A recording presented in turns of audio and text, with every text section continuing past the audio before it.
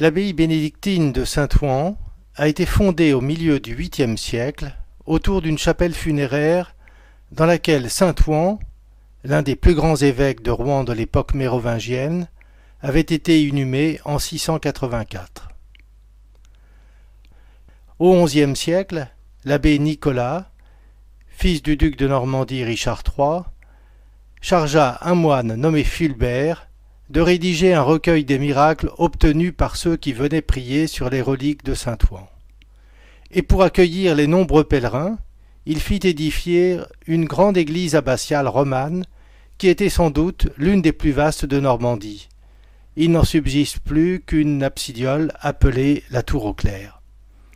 Au début du XIVe siècle, le chœur de cette église s'étant effondré, l'abbé Jean-Marc d'Argent entreprit la construction d'une nouvelle église. Le chœur a été édifié très rapidement, de 1318 à 1339. Durant ce temps, on avait aussi lancé les bases du transept et de la travée de la nef qui le jouxte. Le chantier a ensuite été ralenti par la guerre de Cent Ans. Il a fallu un siècle pour terminer le transept et un autre pour achever la nef.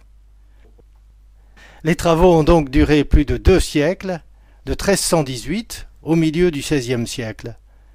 Malgré cela, l'édifice a une unité exceptionnelle, car les architectes successifs ont respecté ce qui avait été prévu au XIVe siècle.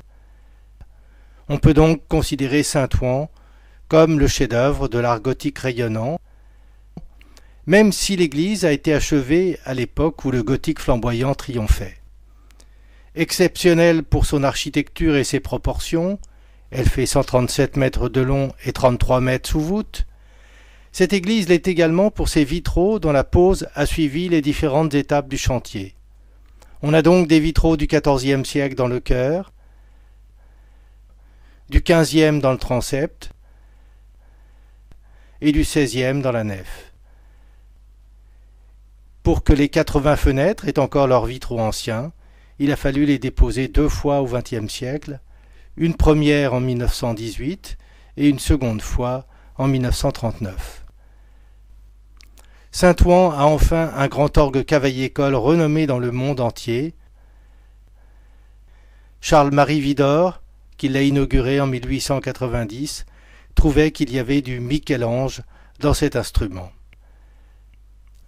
En dehors de l'église, on a conservé une galerie du cloître des années 1500 et le dortoir des moines du XVIIIe siècle qui est devenu en 1800 le siège de l'hôtel de ville.